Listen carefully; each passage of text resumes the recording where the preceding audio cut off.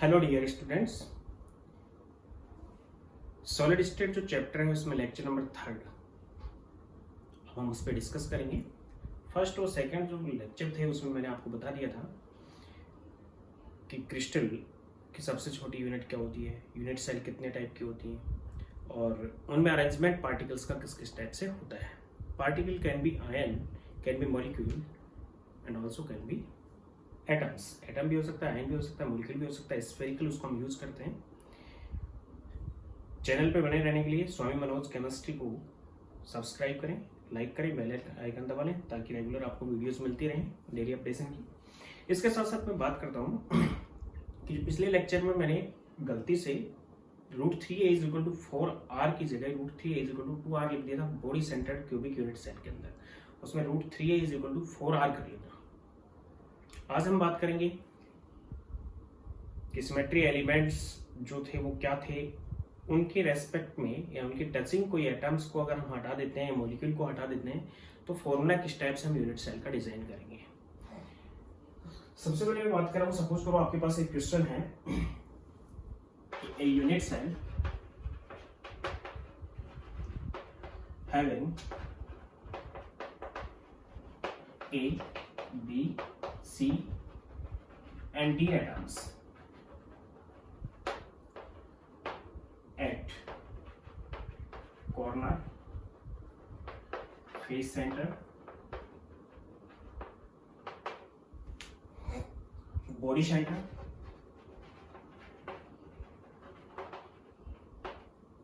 and edge center respectively.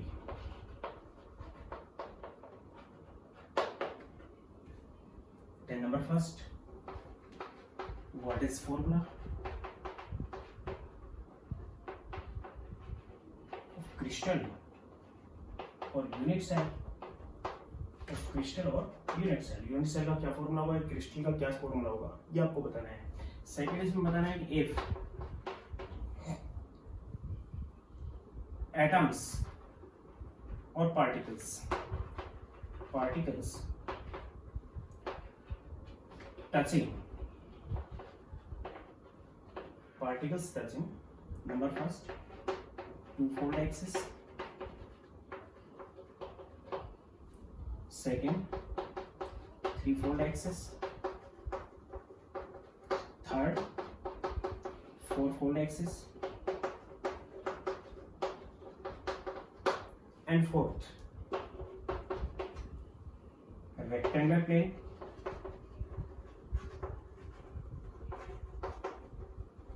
and fifth diagonal plane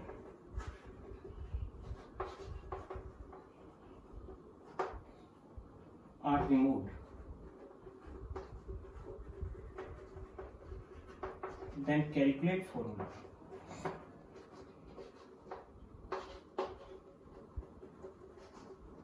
of unit cell. तो आपको unit cell का formula बताना है, हर में एक एक बार बताना है। 2-fold एक्सिस से रिमूव करेंगे तो क्या फॉर्मूला होगा, 3-fold से करेंगे तो क्या होगा, 4-fold से करेंगे तो क्या होगा, रेक्टेंगुलर प्लेन से करेंगे तो क्या होगा, डायगोनल प्लेन से करेंगे तो क्या फॉर्मूला होगा, अलग अलग टाइम से बताना है। If particle touching each one, केवल एक 2-fold एक्सिस, क्योंकि 2-fold एक्सिस 6 होते हैं, 3-fold एक्सिस 4 होते हैं, 4-fold एक्सिस 3 होते हैं एंड रेक्टेंगुलर प्लेन 3 होते हैं एंड डायगोनल प्लेन 6 होते हैं। एक एक के अकॉर्डिंग अगर हम हटा दें पार्टिकल्स को तो क्या फॉर्मूला होगा। तो सबसे पहली बात तो है कि हम यूनिट सेल डिजाइन कर लेंगे और यूनिट सेल सपोज करो क्यूबिक है, क्योंकि क्यूबिक के अंदर ही मैंने आपको सिमेट्री एलिमेंट बता रखे हैं। यूनिट सेल सपोज करो क्यूबिक है, पार्टिकल्स कहाँ कहाँ पे हैं वो मैं आपको यहाँ पे क्लियर कर रहा हूँ।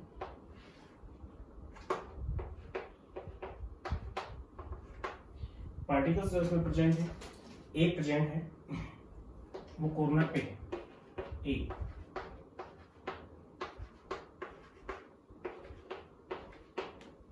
बी प्रेजेंट है वो फेस सेंटर्ड है, बी फेस सेंटर पे बी है, 6 फेस सेंटर है इसमें, एक यहाँ आगे भी होगा और एक यहाँ पे पीछे भी होगा, पीछे वाले फेस पे। सी है पार्टिकल वो प्रेजेंट है बॉडी सेंटर यानी कि centre of the body, this is C, and the जो पार्टिकल्स हैं वो प्रेजेंट है यहाँ पे एच सेंटर पे।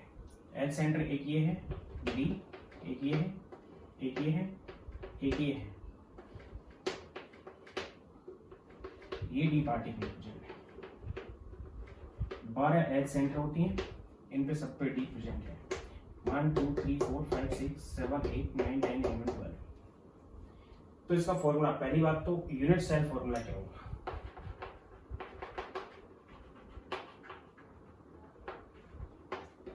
पार्टिकल ए कितने हैं? ए यहाँ पे 8 इंटू 1/8 है। सभी 8 कॉर्नर पे, और कॉर्नर पे जो पार्ट होता है 1/8 होता है at corner, which is 1। B है वो 6 इंटू 1/2 है। फेस सेंटर पे पार्ट होता है 1/2 होता है, विच इज 3। सी है वो बॉडी सेंटर है 1 into 1 body centre. Body centre पे जो पार्ट होता है which is equal to complete part होता है उसका 1 है। एंड डी एच सेंटर पे है 12। एच सेंटर पे पार्ट 1/4 होता है, बता रखा है मैंने आपको। Edge centre which is 3। Then formula A1 है, B3 है, C1 है और D3 है। तो फॉर्मूला इज AB3 CD3। ये यूनिट सेल का फॉर्मूला हुआ। और मैंने आपको ये भी बता रखा है कि यूनिट सेल ही कंप्लीट क्रिस्टल को एक्सप्लेन करती है, उसमें किस रेशियो के अंदर पार्टिकल्स प्रेजेंट है। पार्टिकल्स का रेशियो 1:3:1:3 है ABCD का। तो क्रिस्टल का फॉर्मूला भी यही होगा AB3CD3, या फिर क्रिस्टल सेल के अंदर प्रेजेंट यूनिट सेल का भी फॉर्मूला यही होगा AB3CD3। ये तो क्या फर्स्ट इस क्वेश्चन का आंसर कि उसका फॉर्मूला क्या होगा। अब हमें यह पता है, नेक्स्ट मैं बात करूंगा फॉर्मूला आ गया आपके पास कि ए पार्टिकल थे वो यूनिट सेल में 1 थे, B3 थे, C1 थे और D3 है।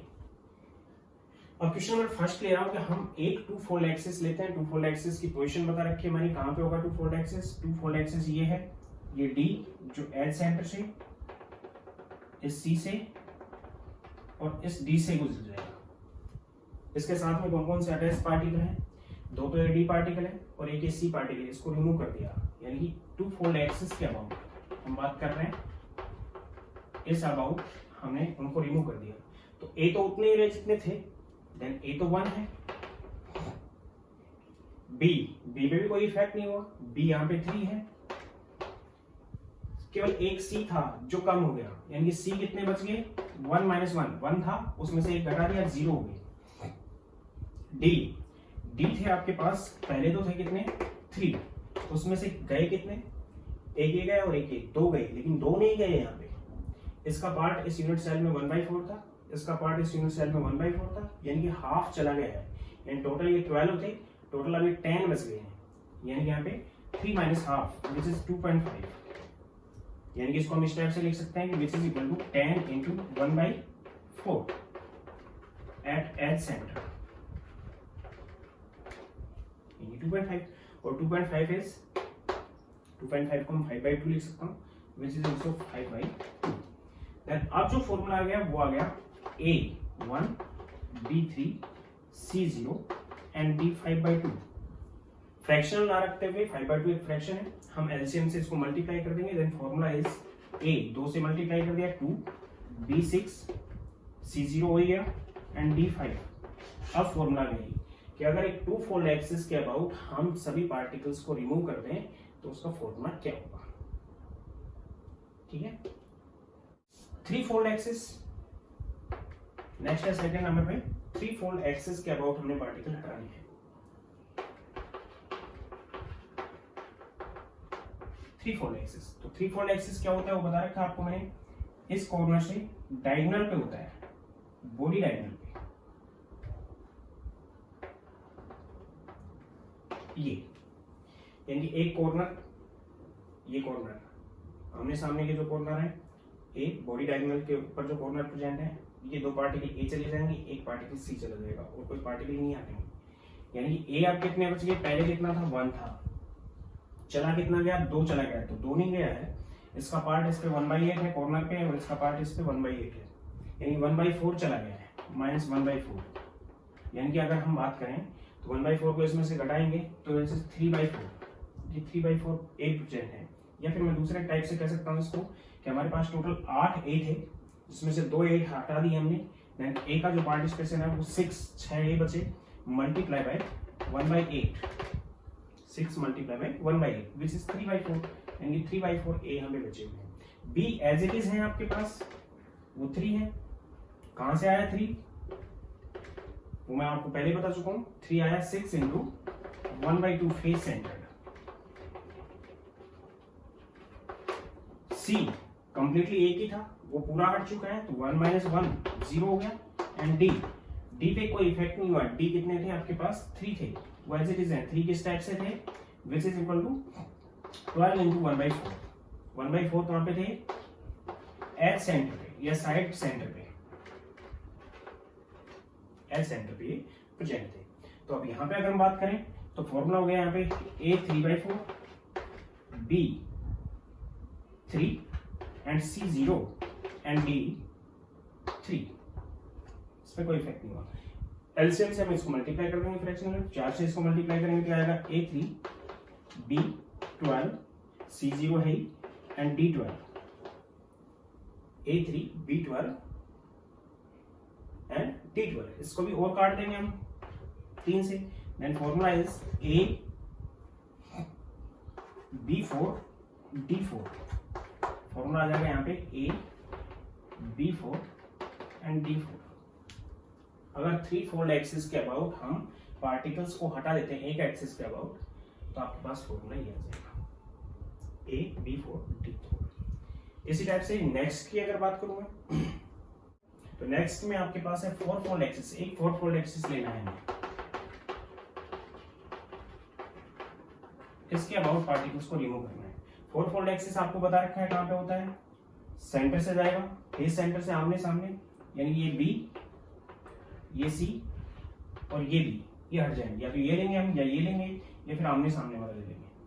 तो ये 4-fold एक्सिस है। इसके अबाउट अगर हम देखते हैं तो ए पे तो कोई इफेक्ट नहीं हुआ। एक तो टचिंग पार्टिकल बी है, एक टचिंग पार्टिकल बी है और एक टचिंग पार्टिकल सी है, उनको रिमूव करना है हमें। तो ए तो एज इट इज रहा इसमें 1,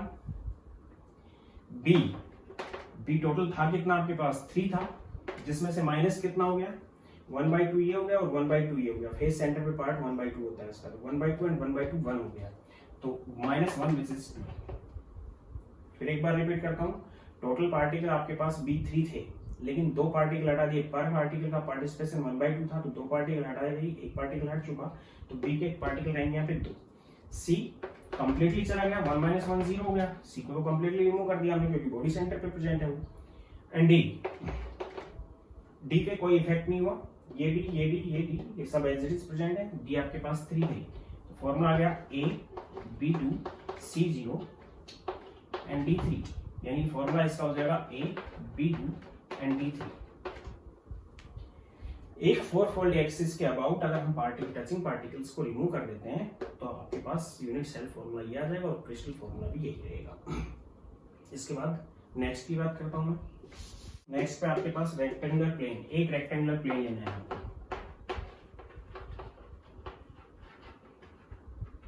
और रेक्टेंगुलर प्लेन पिछले लेक्चर में मैंने आपको बता दिया कि रेक्टेंगुलर प्लेन क्या होता है। इस प्लेन को मैं बात कर रहा हूँ, ये प्लेन है, ये रेक्टेंगुलर प्लेन है।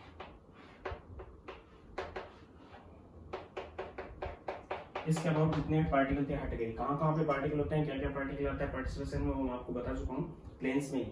यहाँ पे पार्टिकल होंगे तो 4 तो एल सेंटर के डी पार्टिकल हट जाएंगे, 1 2 3 4 फेस सेंटर के बी पार्टिकल हटेंगे और बॉडी सेंटर का सी पार्टिकल भी रिमूव हो चुका होगा। यानी ए पे कोई इफेक्ट नहीं हुआ, तो ए तो 1 ही है, तो ये 1 था उसमें। बी टोटल 3 थे, लेकिन 3 में से माइनस कितने हुए? 1 2 एंड 3 एंड 4 इंटू 1/2, क्योंकि ये फेस सेंटर पे थे।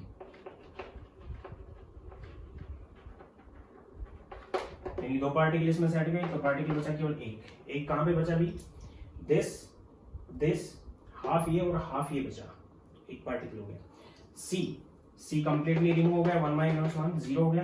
आपके पास 3 माइनस कितने हट चुके? 4 हट चुके, 1 2 3 एंड 4 माइनस 4 इंटू 1/4 पार्टिसिपेशन होता है इनका, क्योंकि ये किस पे थे, एच सेंटर पे थे।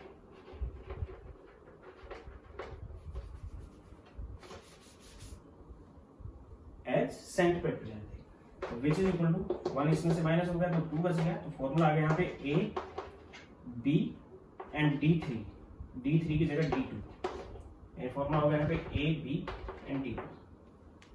फिर एक बार रिपीट कर देता हूँ, ए एज इट इज है, बी 3 थे, 3 में से पार्टिकल कितने चले गए, 2 पार्टिकल चले गए, half half half half, D 1/4 1/4 1/4 1/4, एक पार्टिकल बाहर निकला है, तो डी बच गया यहाँ पे 2, बी बच गया यहाँ पे 1, ए बच गया 1 और सी कंप्लीटली रिमूव हो चुका है, तो फॉर्मूला आ गया A B and D2, formula हो जाएगा इसका ए बी D2। नेक्स्ट मैं बात कर रहा हूँ डायगोनल प्लेन। एक डायगोनल प्लेन लेंगे हम, उसके अबाउट सभी पार्टिकल्स को रिमूव करके इसका फॉर्मूला डिजाइन करेंगे। डायगोनल प्लेन यहाँ पे कितने होते हैं, 6 होते हैं, जिनमें से एक डायगोनल प्लेन मैं ये ले रहा हूँ, ये डायगोनल प्लेन है, इसके अबाउट सभी पार्टिकल को हमने हटा दिया। तो इसमें जो ए थे, वो शुरुआत में ए थे, वो कितने थे, 1 था। क्यों 1 था, क्योंकि 8 थे और ऊपर का पार्ट 1/8 था, लेकिन अब हटे कितने, एक था, 1 2 3 4, 4 कॉर्नर के पार्टिकल हट चुके हैं, तो 1 माइनस 4 कॉर्नर के पार्टिकल हट चुके हैं, पर का पार्ट 1/8 होता है कॉर्नर पे, विच इज हाफ, यानी ए बचा इसमें हाफ, 1/8 1/8 1/8 एंड 1/8, 1/8 इंटू 1/8 प्लस 1/8, तो टोटल कितना हो गया यहाँ पे 1/8 1/8 1/4 एंड 1/4, देन टोटल हाफ। तो ए बचा यहाँ पे हाफ, बी रिमूव हो चुका, 2 फेस सेंटर का 1 2 3 एंड 4, 4 फेस सेंटर पे बचा हुआ है और 2 फेस सेंटर का रिमूव हो गया, half and half means 1 remove हुआ, तो 3 माइनस 1 कैसे रिमूव हुआ, 2 इंटू 1/2, ये रिमूव हो चुका, तो ये बच गया आपके पास 2 एंड सी कंप्लीटली रिमूव हो गया, 1/1 माइनस 1 0, एंड डी की अगर बात करें तो डी 1 एंड 2, 2 एज सेंटर के डी गायब हो गए हैं, रिमूव हो चुके हैं, टोटल थे आपके पास 3 में से माइनस कितने हो गए, 2, पर का पार्ट कितना है 1/4, 1 एंड 2 ये दोनों रिमूव हो गए, पर का पार्ट है 1/4, यानी कि हाफ रिमूव हो गया, दिस इज 2.5, दिस इज 5/2, तो फॉर्मूला आ गया A 1/2 B 2 C 0 and D 5/2।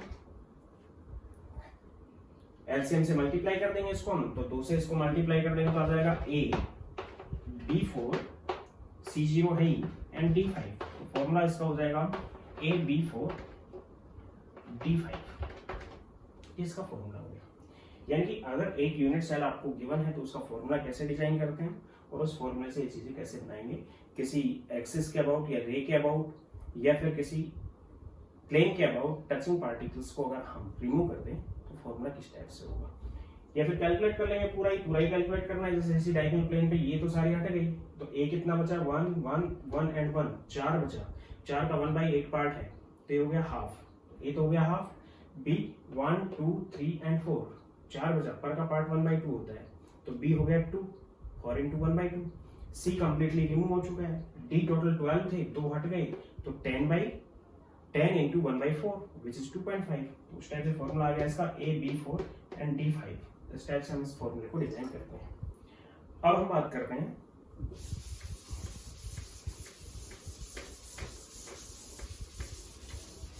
Bravais lattice system.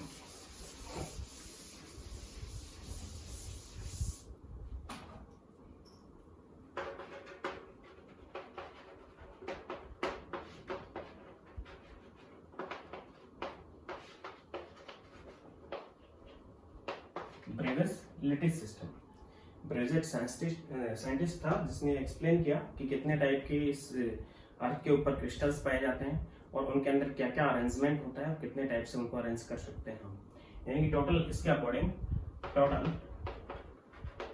32 types of crystals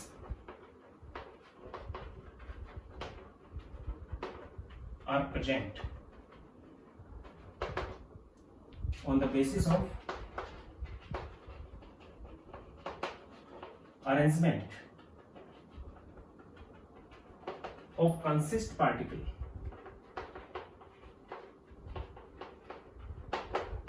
there are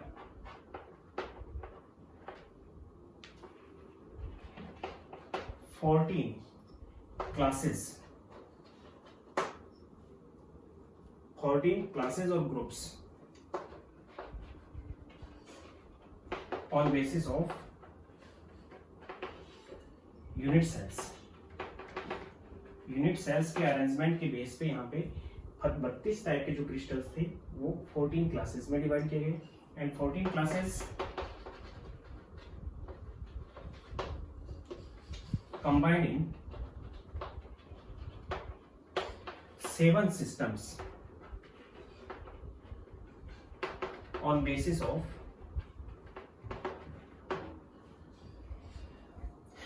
edge lengths A, B and C and interfacial angles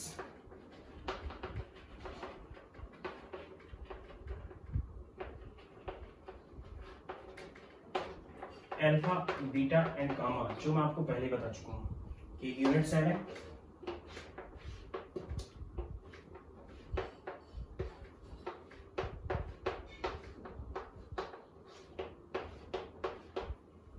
ये एक यूनिट सेल है suppose करो, जो मैं आपको पहले बता चुका हूं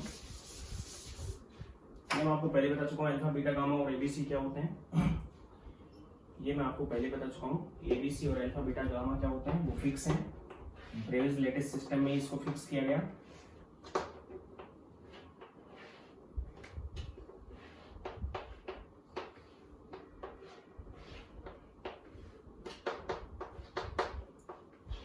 ये एक्स एक्सिस है, ये वाई एक्सिस है और ये जेड एक्सिस है। इसको मैं ओ यूज कर रहा हूँ, इसको ए, इसको बी और इसको सी। ये जो एज लेंथ है वो ए है, ये एज लेंथ है वो बी है और ये एज लेंथ है वो सी है। ये एंगल अल्फा है, ये एंगल बीटा है और ये गामा है, ये फिक्स है। Interfacial angle alpha, beta, gamma कहाँ पे है, alpha present in between B, O B and O C. O C and O A के बीच में जो एंगल बना हुआ है which is beta and O A and O B के बीच में जो एंगल बना है विच इज गामा। इनके बेस के साथ इनके दोबारा एक बार रिपीट कर रहा हूँ मैं। ब्रेविस लेटिस सिस्टम के अंदर टोटल 32 टाइप्स ऑफ क्रिस्टल पाए जाते हैं। इनको 14 ग्रुप्स ऑफ क्लासेस में on the basis of types of unit cells के बेस पे हम उसको डिवाइड करते हैं। 14 क्लासेस कंबाइन की गई हैं 7 सिस्टम्स में, यानी कि क्रिस्टल सिस्टम 7 होते हैं। यानी कि according to Bravais 14 types of arrangement possible, probability इतनी कि 14 types of arrangement possible in crystals, 14 classes which convert into in 7 systems on basis of alpha, beta, gamma and A, B, C। यानी Brevis latest system है वो 7 systems होते हैं 3D के according. यानी कि लेटेस्ट सिस्टम्स को हम जो लेंगे वो 3D के अंदर लेंगे। 7 क्रिस्टल सिस्टम्स।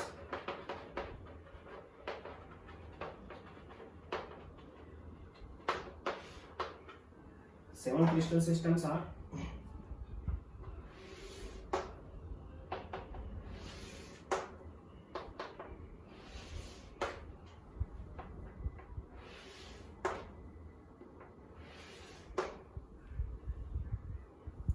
C। ये तो सिस्टम्स की बात कर रहा हूं मैं, चार्ट आप तैयार कर लेना।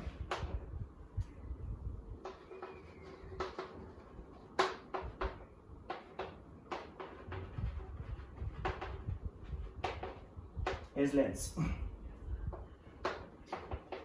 intrafacial angle,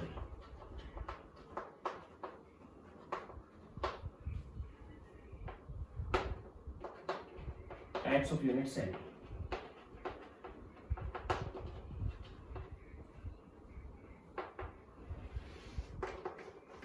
symmetry elements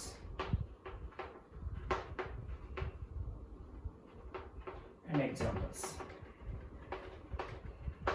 अगर वो कंप्लीटली आपको दिखाई दे तो मैं जो बोल रहा हूँ उसको साथ साथ में लिख लेना।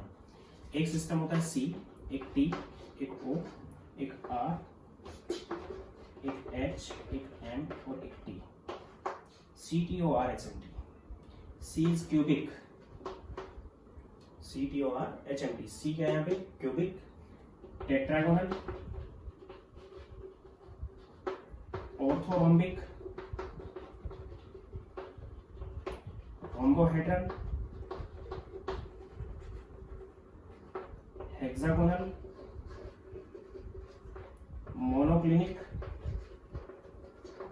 And triclinic, CTORHMT, cubic, tetragonal, orthorhombic, rhombohedral, hexagonal, monoclinic and triclinic. Rhombohedral को हम दूसरा नाम भी देते हैं which is trigonal.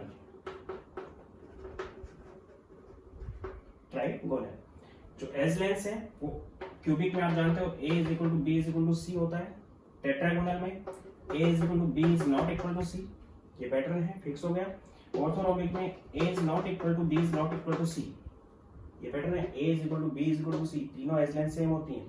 A is equal to B, दो एज लेंस सेम है A और B जो कि फिक्स है, एंड C उनके इक्वल नहीं होती है। A is not equal to B is not equal to C, तीनों ही एज लेंस इक्वल नहीं होती है। यही पैटर्न इन तीनों के सामने आ जाएगा। A is equal to B is equal to C, A is equal to B is not equal to C, and A is not equal to B and not equal to C, ये तीनों equal नहीं होती है। Triclinic है उसमें तीनों ही equal नहीं होती हैं। A is not equal to B is not equal to C, triclinic के अंदर तीनों इक्वल नहीं होती हैं। यानी मोस्ट एसिमेट्रिक जो है वो ट्राइक्लिनिक है, मोस्ट सिमेट्रिक है वो क्यूबिक है। इसके बाद इंटरफेसियल एंगल की बात कर रहा हूं मैं। Alpha is equal to beta is gamma is 90 degree, cubic में ऐसा होता भी है। टेट्रागोनल में भी alpha is equal to beta is gamma is 90 degree. जो ऑर्थोरोम्बिक है इसमें भी alpha is equal to beta is equal to gamma is 90 degree. जो ट्राइगोनल है या फिर रोम्बोहेड्रल है इसमें alpha is equal to beta is gamma, तीनों इक्वल होते हैं बट नॉट 90 डिग्री, कोई भी 90 डिग्री नहीं होता। तीनों इक्वल होंगे और कोई भी 90 डिग्री नहीं होगा। हेक्सागोनल में alpha is equal to beta है तो 90 डिग्री होते हैं और गामा होता है वो 120 डिग्री होता है, 120 डिग्री। मोनोक्लिनिक में alpha is equal to gamma is 90 degree but beta is not 90 degree, beta 90 degree नहीं होता है, beta is not 90 degree. Triclinic most asymmetric है, then alpha is not equal to beta is not equal to gamma is not equal to 90 degree, यानी तीनों angle भी आपस में equal नहीं होते और तीनों में से कोई भी 90 डिग्री का नहीं होता। टाइप्स ऑफ यूनिट सेल फिर एक बार रिपीट कर देता हूँ। CTORHMT 7 सिस्टम है। ABC, A is equal to B is not equal to C, तीनों इक्वल नहीं है। फिर यही पैटर्न यहाँ जाएगा, ये एसिमेट्रिक है, इसमें यही पैटर्न आएगा कि ये तीनों ही इक्वल नहीं होंगे। Alpha beta gamma 90 degree, alpha beta gamma 90 degree, alpha beta gamma 90 degree, alpha beta और गामा तीनों इक्वल है लेकिन कोई भी 90 डिग्री नहीं है। अल्फा बीटा 90 डिग्री है, गामा 120 डिग्री है, अल्फा गामा 90 डिग्री है, बीटा 90 डिग्री नहीं है और तीनों ही कोई भी 90 डिग्री नहीं है ट्राइक्लिनिक में और तीनों भी इक्वल नहीं है। टाइप्स ऑफ यूनिट सेल की बात करें देन ये नंबर आपको याद रखना है 3 to 4 and 1 1 and 2 and 1, 324 1121, ये नंबर आपको याद रखना है। इसका जो टोटल है वो 14 बन रहा है। 3 + 2 5 + 4 9 + 1 10 + 1 12 11 + 2 13 + 1 14, यानी 3 इसके अंदर यूनिट सेल पाई जा सकती हैं। 3 कौन कौन सी होंगी? मैंने आपको दो टाइप की यूनिट सेल बता रखी है। प्रिमिटिव यूनिट सेल को हम सिंपल यूनिट सेल भी नाम दे सकते हैं और एक नॉन प्रिमिटिव थे, नॉन प्रिमिटिव में 3 थी, यानी टोटल 4 होगी। एक तो प्रिमिटिव, एक body centred cubic, face centred cubic और एंड सेंटर्ड, यानी 3 क्यूबिक के अंदर 3 का ही अरेंजमेंट हो सकता है। वो 3 आपके पास एक तो है प्रिमिटिव, एक है बॉडी सेंटर्ड और एक है फेस सेंटर्ड।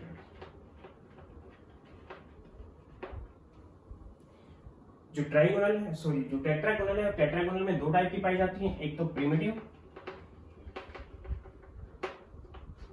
और एक बॉडी सेंटर्ड।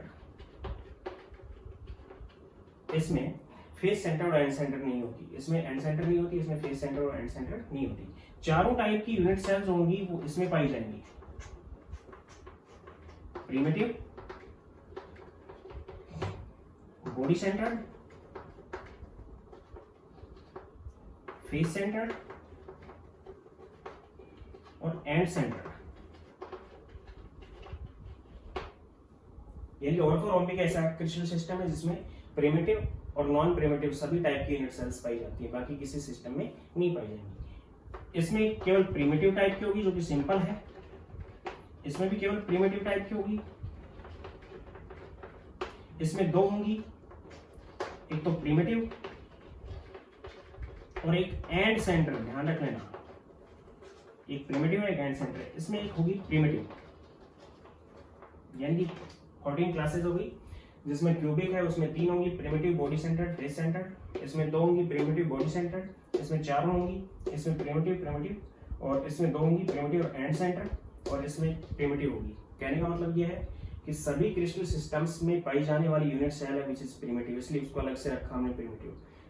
बाकी की जो नॉन प्रिमिटिव यूनिट सेल्स हैं वो जरूरी नहीं है कि किसी में पाई जाए किसी में नहीं पाई जाए, प्रिमिटिव सभी में पाई जाती है। ऑर्थोरोम्बिक एक ऐसा क्रिस्टल सिस्टम है जिसमें चारों टाइप की होती है, primitive, body centre, face centre, and centre. जो टेट्रागोनल है उसके अंदर 2 होंगी, टेट्रागोनल में 2 हैं, प्रिमिटिव और बॉडी सेंटर, प्रिमिटिव है और बॉडी सेंटर भी है। लेकिन मोनोक्लिनिक में भी 2 है, मोनोक्लिनिक है जिसमें 2 है, उसमें एक प्रिमिटिव एंड सेंटर है। तो एक क्वेश्चन पूछा जाता है कि जो टेट्रागोनल है और मोनोक्लिनिक है उनमें 2-2 यूनिट सेल पाई जाती हैं, दोनों कौन कौन सी होती है? तो प्रिमिटिव दोनों में होती है। प्रिमिटिव का मतलब अरेंजमेंट समझ ही रहे हो आप, केवल कॉर्नर पे पार्टिकल होंगे, बॉडी सेंटर में corner as well as body centre, face centre के अंदर corner as well as centre of the face, और एंड सेंटर में corner as well as alternate face centre पे पार्टिकल्स होंगे। तो इसमें मोनोक्लिनिक में प्रिमिटिव और एंड सेंटर होता है, जबकि ट्राइक्लिनिक के अंदर एक प्रिमिटिव होता है। ठीक है, तो ये सभी पाई जाएंगी। आपको पूछा जा सकता है कि एंड सेंटर कितने में पाया जाता है? एंड सेंटर 2 में पाया जाता है, एक तो एंड सेंटर ऑर्थोरोम्बिक में होगा और एक एंड सेंटर मोनोक्लिनिक में होगा। आप पूछा जाएगा बॉडी सेंटर किस में पाया जाता है? तो बॉडी सेंटर एक इसमें पाया जाता है, एक इसमें पाया जाता है और एक इसमें, 3 में पाया जाएगा बॉडी सेंटर। प्रिमिटिव सभी में होंगी। फेस सेंटर कितने में होगा? एक इसमें है और एक फेस सेंटर इसमें है, 2 के अंदर फेस सेंटर है। इसका सिमेट्री एलिमेंट की बात करें तो क्यूबिक में मैंने आपको बताया कि क्यूब अगर कोई प्रेजेंट है तो प्रिमिटिव यूनिट सेल्स के अंदर हम face centre element of symmetry की बात कर रहे हैं, बाकी में किसी में नहीं कर रहे हैं। तो 9 प्लेन होंगे इसमें, 9 प्लेन बता रखा आपको, 13 एक्सिस और एक centre. 9 plane, 13 axis and 1 centre. इसमें होंगे 5 प्लेन, 5 एक्सिस, कोई सेंटर नहीं होगा। इसके अंदर होंगे 3 प्लेन, 3 सेंटर। इसके अंदर होंगे 7 plane, 7 centre.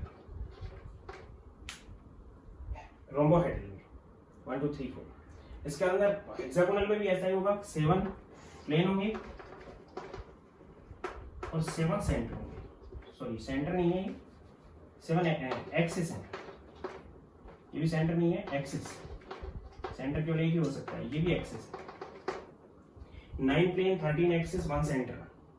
Symmetry, plane of symmetry, axis of symmetry and centre of symmetry. 5 plane of symmetry, 5 axis of symmetry, 3 plane of symmetry, 3 axis of symmetry, 7 plane of symmetry, 7 axis of symmetry, 7 plane of symmetry, 7 axis of symmetry and 1 plane and 1 axis monoclinic में। और there is no plane और no axis. Triclinic के अंदर कोई plane नहीं होता और कोई एक्सिस नहीं होता, इसलिए मोस्ट एसिमेट्रिक जो होता है वो ये होता है। बाकी सभी सिमेट्रिक हैं, केवल ट्राइक्लिनिक ही मोर एसिमेट्रिक है। एसिमेट्रिक है, कोई प्लेन नहीं है और कोई, क्योंकि इसमें ना तो अल्फा बीटा गामा इक्वल है, ना ही कोई 90 डिग्री है और ना ही एबीसी इक्वल है, इसलिए ये एसिमेट्रिक हो गया। अब मैं बात कर रहा हूँ एग्जाम्पल्स की। एग्जाम्पल इधर दे रहा हूँ मैं, इसके आगे नोट कर लेना आप।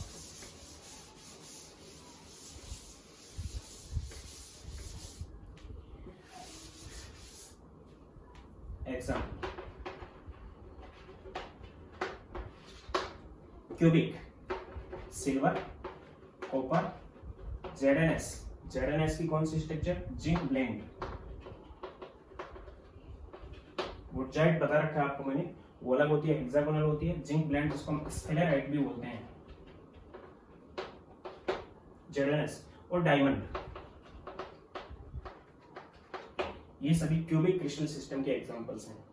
टेट्रागोनल की हम बात करें तो कैल्शियम सल्फेट है, 3 है व्हाइट टेन, टिन ऑक्साइड है SnO2 और टाइटेनियम का ऑक्साइड है TiO2।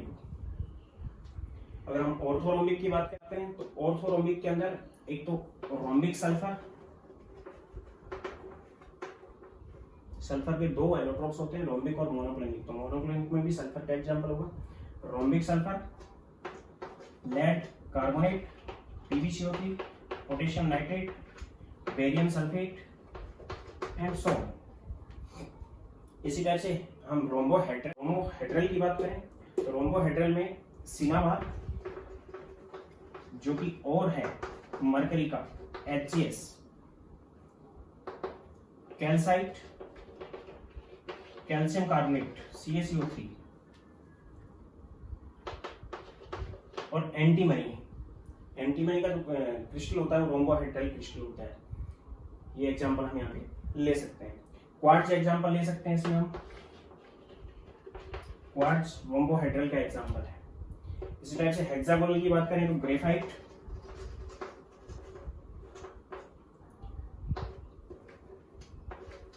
CdS कैडमियम का सल्फाइड, ग्रेफाइट इसके एग्जांपल। एंड इसके अलावा हेक्सागोनल में जिंकाइट, Zn, जिंकाइट। मोनोक्लिनिक की बात करें तो मोनोक्लिनिक सल्फर है,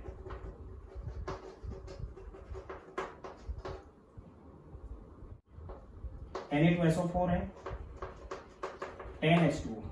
एक और ले सकते हैं इसमें हम lead chromate, CpBCrO4, lead chromate. Triclinic की अगर हम बात करें ट्राइक्लिनिक की अगर हम बात करें तो ट्राइक्लिनिक को मैं स्टेप से यहाँ पे लिखता हूँ।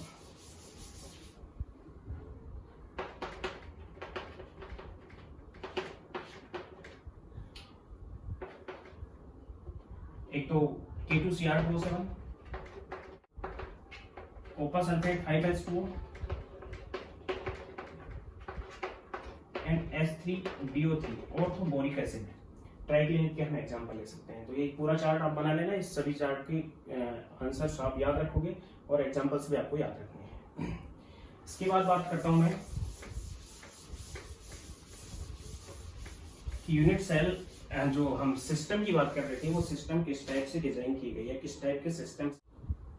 तो इसके बाद मैं बात कर रहा हूँ 7 सिस्टम्स की। इस टाइप की लगभग स्ट्रक्चर होती है क्यूबिक, जिसमें सारी एजेस इक्वल होती है, 90 डिग्री के एंगल्स होते हैं। टेट्रागोनल, ए बी इक्वल होता है, सी इक्वल नहीं होता, अल्फा बीटा गामा तीनों 90 डिग्री होते हैं। ऑर्थोरोम्बिक में तीनों 90 डिग्री तो होते हैं अल्फा बीटा गामा, लेकिन ए बी और सी तीनों इक्वल नहीं होती हैं।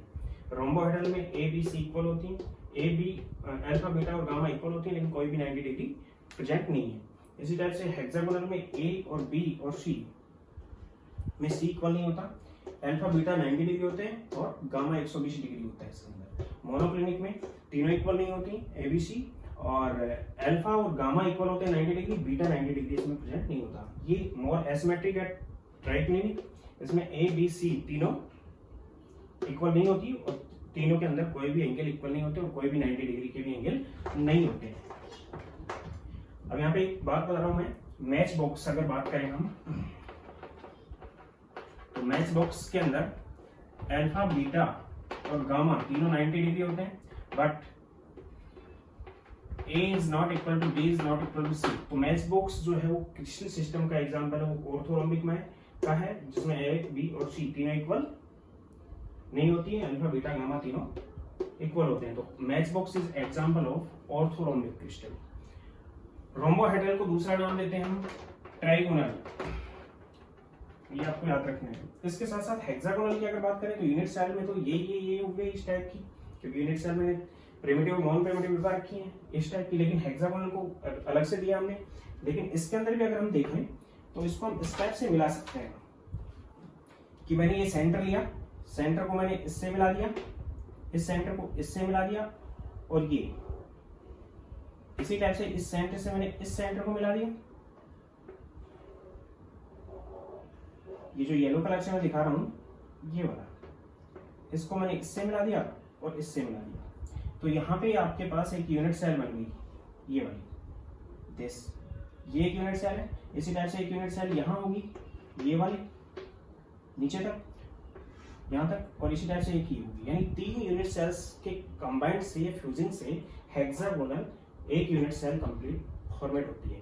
तो हेक्सागन बना है यहाँ पे, और इस टाइप से हम इसको एक्सप्लेन करेंगे, तो नोट कर लेना इसको। इसके बाद मैं बात करता हूँ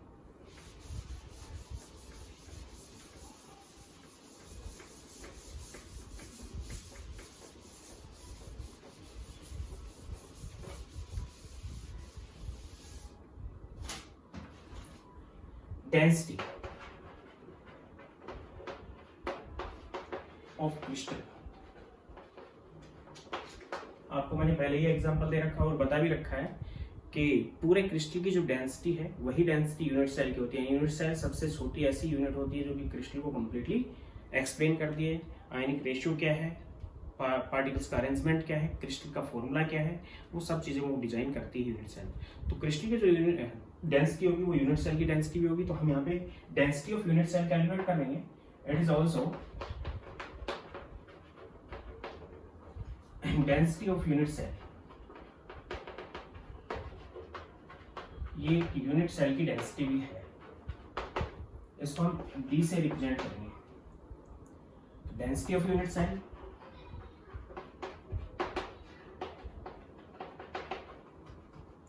D which is equal to mass of unit cell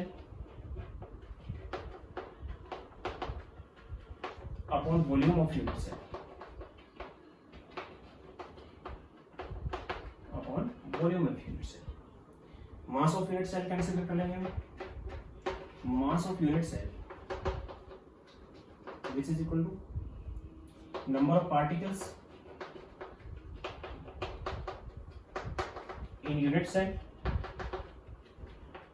multiply by mass of one particle।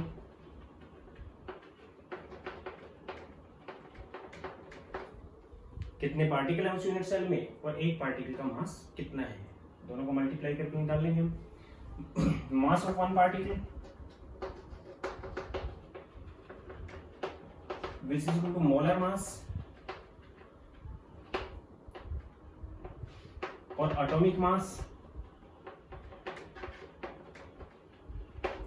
यानी एक पार्टिकल का मास निकालना है तो उसका मोलर मास क्या है, एटॉमिक मास क्या है, divided by Avogadro number.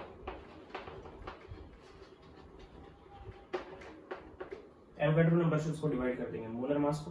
Atomic case है तो एटॉमिक मास लेंगे, मॉलिक्यूलर केस है तो मोलर मास लेंगे और डिवाइड बाय एवोगैड्रो नंबर कर देंगे, which is equal to n divide by Na, molar mass divide by n। यानी कि आपके पास एक मोल का मास है, जैसे सपोज करो आयरन का एक मोल है, उसका 56 ग्राम मास होता है, तो आयरन के एक पार्टिकल का मास कितना होगा 56 डिवाइड बाय एवोगैड्रो नंबर। तो उसी टाइप से मोलर मास और एटॉमिक केस है तो हमने एटॉमिक मास लिया। मॉलिक्यूलर केस जैसे वाटर था, आइस का केस लेते हैं हम, तो वाटर का मोलर मास लेते हैं 18 डिवाइड बाय एवोगैड्रो नंबर। और तो मास ऑफ यूनिट सेल आ गया आपके पास, which is equal to number of particle in unit cell which is Z multiply by capital M divided by Na, where Z is number of particles in unit cell। Z यहाँ पे है कि कितने particle एक unit cell है। तो मास of unit cell हमने निकाल लिया। इसके बाद हम वॉल्यूम ऑफ यूनिट सेल की बात करें तो volume of unit cell which is equal to a cube, edge side और एज लेंथ। अगर a और b और c है तो a into B into C, different है तो क्या यूज करेंगे हम a into B into C. और सेम है अगर क्यूब है तो क्यूब के लिए हमने a क्यूब यूज कर ली। अगर सपोज करो आपको दिया हुआ है कि क्यूबिक है 400 नैनोमीटर है, 400 नैनोमीटर और 400 नैनोमीटर है, तो 400 नैनोमीटर को हम यहाँ पे यूज कर लेंगे, या पिकोमीटर को हम जनरली यहाँ पे यूज करते हैं। जनरली जो किसी यूनिट सेल की साइड्स होती है वो पिकोमीटर्स के अंदर एक्सप्रेस होती है, तो पिकोमीटर को हम यूज कर लेंगे। आपको दे दिया गया कि एक है वो 400 पिकोमीटर, एक 200 पिकोमीटर, एक 300 पिकोमीटर, तो हम उसका यूनिट सेल का वॉल्यूम निकालने के लिए 400 मल्टीप्लाई 300 मल्टीप्लाई 200 यूज कर लेंगे, एक क्यूब यूज कर लिया हमने। तो डेंसिटी ऑफ यूनिट सेल आपके पास आ गया। इसके जस्ट बाद मैं यहाँ पे लिख रहा हूँ, नोट कर लेना इसको यहाँ तक।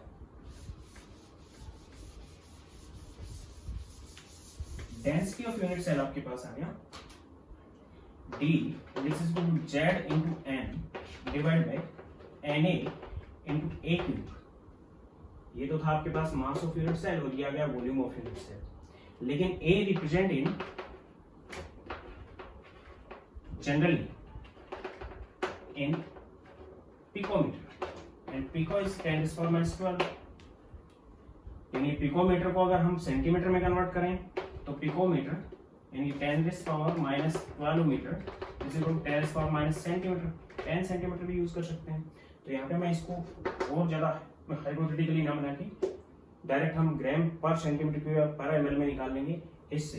तो Z इंटू क्या आ जाएगा, Z into M divide by Avogadro number Na into A cube. A cube को तो एज इट इज पुट कर दिया, यानी जो भी 400 300 500 जो भी दिया हुआ है 500 200 300 उसको हम एक ही जगह पुट कर लेंगे, multiply by 10⁻10 cube, then density which is equal to Z into m divided by Na into a cube into 10⁻30 gram पर सेंटीमीटर क्यूब या फिर ग्राम पर ml। यानी डेंसिटी का आपके पास फॉर्मूला आ गया, density which is equal to Z into M divide by Na into A cube multiply by 10⁻30 gram per ml। Gram per ml। यहाँ पे Z क्या है, एक यूनिट सेल में कितने पार्टिकल हैं, कैपिटल M क्या है, मोलर मास है उस एटम का या फिर मॉलिक्यूल का, और Na एवोगैड्रो नंबर है जिसकी वैल्यू 6.022 into 10⁻23 होती है। A साइड लिए वो एज इट इज पुट कर देंगे और 10⁻30 से मैंने इसको मल्टीप्लाई किया क्योंकि जनरली पिकोमीटर में दिया होता है। अगर सेंटीमीटर में दिया हो तो आप डायरेक्ट उसको एज इट इज यूज कर लोगे, 10⁻30 को यूज नहीं करोगे ग्राम per ml। For example suppose करो कि आपको दिया गया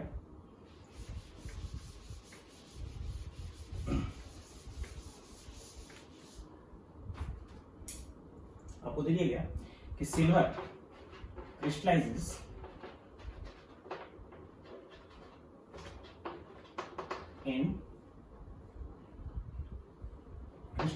in FCC unit cell with as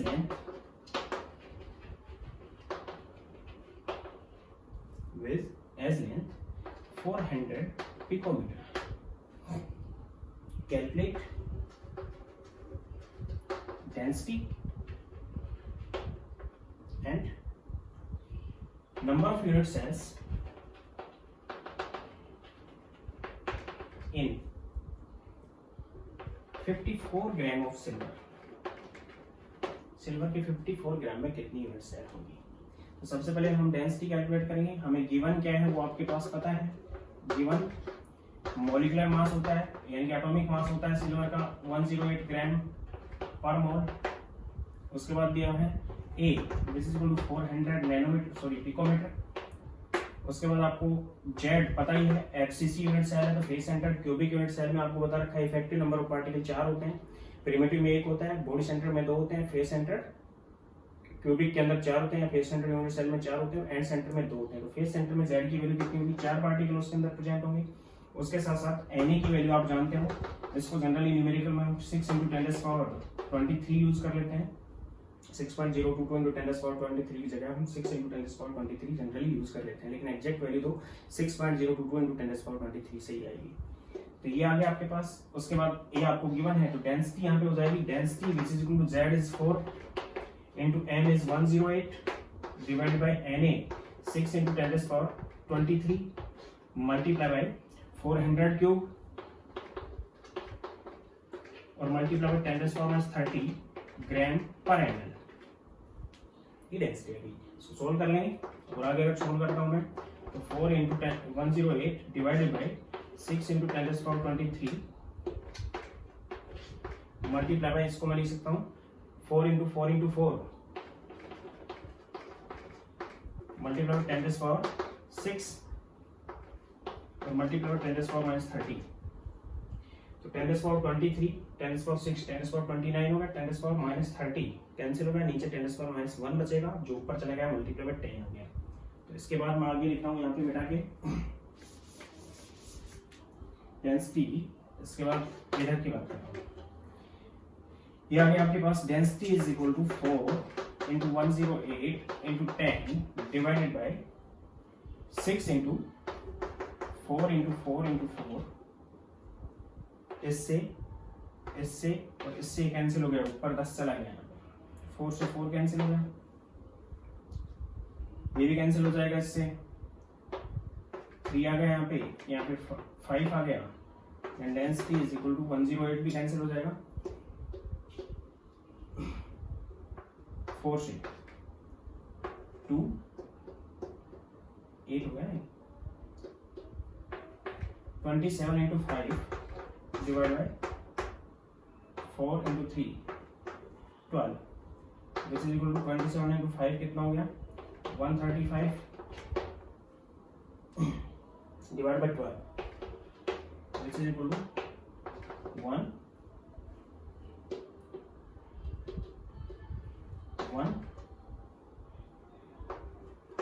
2 and 5 ग्राम पर सीसी, 11.25 ग्राम पर सीसी सिल्वर की उस यूनिट सेल की आपके पास डेंसिटी आ जाएगी पर ml के अंदर, सीसी मींस ml। इसके बाद मैंने क्वेश्चन पूछा है डेंसिटी तो ये हो गई उसकी, नंबर ऑफ यूनिट सेल 54 ग्राम, तो आप बता सकते हो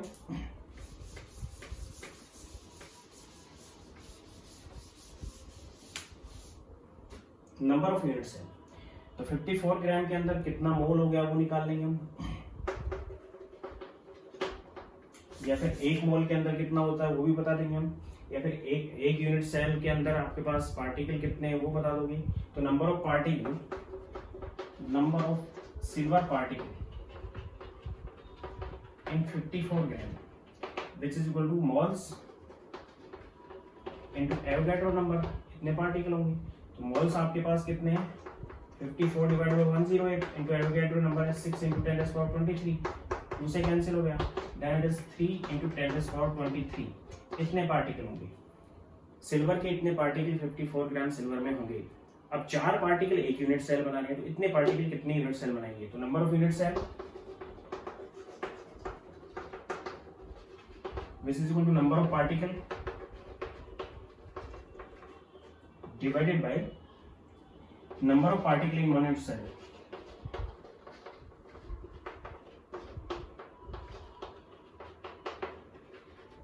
which is equal to number of particle आपके पास 3 into 10⁻23 divide by number of particle in one unit cell. FCC के अंदर 4 पार्टिकल एक यूनिट सेल बनाते हैं, तो 4 पार्टिकल से एक यूनिट सेल बनी, तो इतने पार्टिकल से कितनी यूनिट सेल बनी, वो आप निकाल दोगे, तो आ जाएगा 30/4 7.5 into 10⁻22 यूनिट सेल्स उसके अंदर जाएंगे, 7.5 into 10⁻22 यूनिट सेल्स उसके अंदर जाएंगे, ये थी डेंसिटी।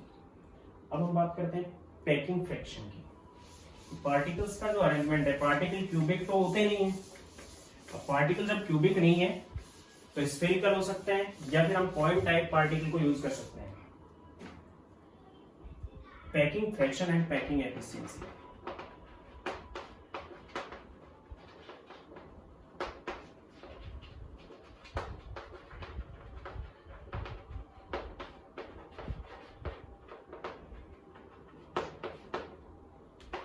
वन डायमेंशन ले सकते हैं, 2 डायमेंशन ले सकते हैं, 1 डायमेंशन ले सकते हैं और 2 डायमेंशन अरेंजमेंट ले सकते हैं। तो 1 डायमेंशन जो अरेंजमेंट लेंगे वो हम एक ही डायमेंशंस में लेंगे, इस टाइप से केवल एक्स एक्सिस पे पार्टिकल्स का, और पार्टिकल कंसिडर्ड इन केवल 1 रो यूज करेंगे हम,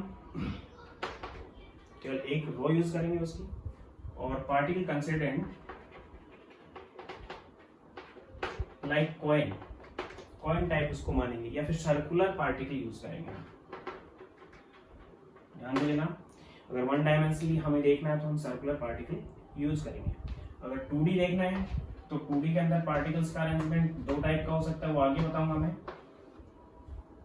यानी X axis plus Y axis, X axis और वाई एक्सिस 2 एक्सिस यूज कर सकते हैं, मींस 1 लेयर यूज करेंगे, 1 रो 2 रो 3 रो 4 रो यूज कर सकते हैं। और पार्टिकल को हम यहाँ पे भी कॉइन टाइप मानेंगे या फिर सर्कुलर मानेंगे। और अगर 3D हम यूज करते हैं तो 3D के अंदर हम एक लेयर, उसके ऊपर एक लेयर, उसके ऊपर एक लेयर, उसके ऊपर एक लेयर, यानी कि मोर देन 1 लेयर्स हम यूज कर सकते हैं। यहाँ पे अरेंजमेंट बाद में बताऊंगा। एक से ज्यादा लेयर्स और पार्टिकल को कंसीडर करेंगे हम कंसिडर्ड एज स्फीयर, यानी 3D के अंदर अगर हम ले रहे हैं तो पार्टिकल को हम स्फीयर कंसीडर करेंगे, 1D और 2D में ले रहे हैं तो कॉइन टाइप कंसीडर करेंगे। तो इन केस ऑफ 1D और 2D, अगर 1D और 2D की बात करें हम तो 1D और 2D के अंदर पैकिंग जो फ्रैक्शन होता है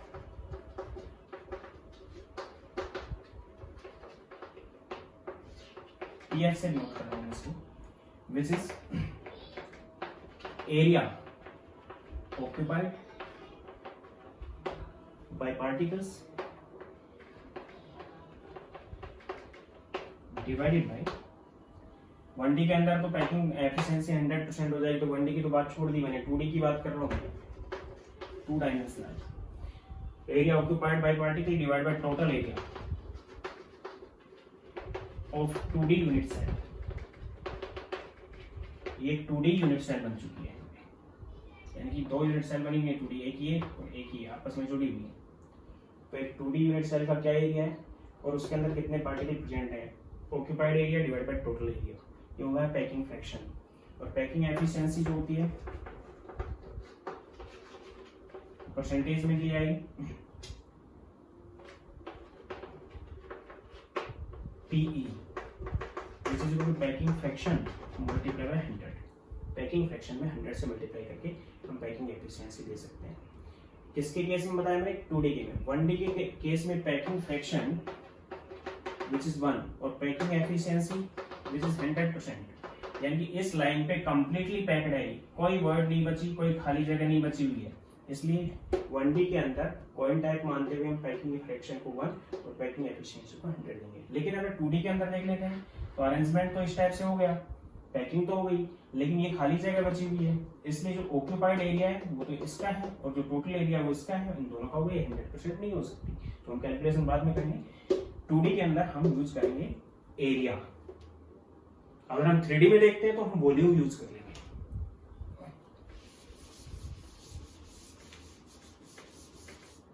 पैकिंग फ्रैक्शन इन 3D,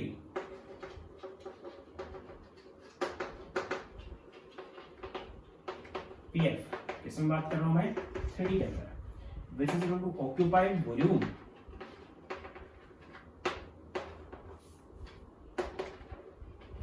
कितना ऑक्यूपाइड वॉल्यूम है डिवाइड बाय टोटल वॉल्यूम।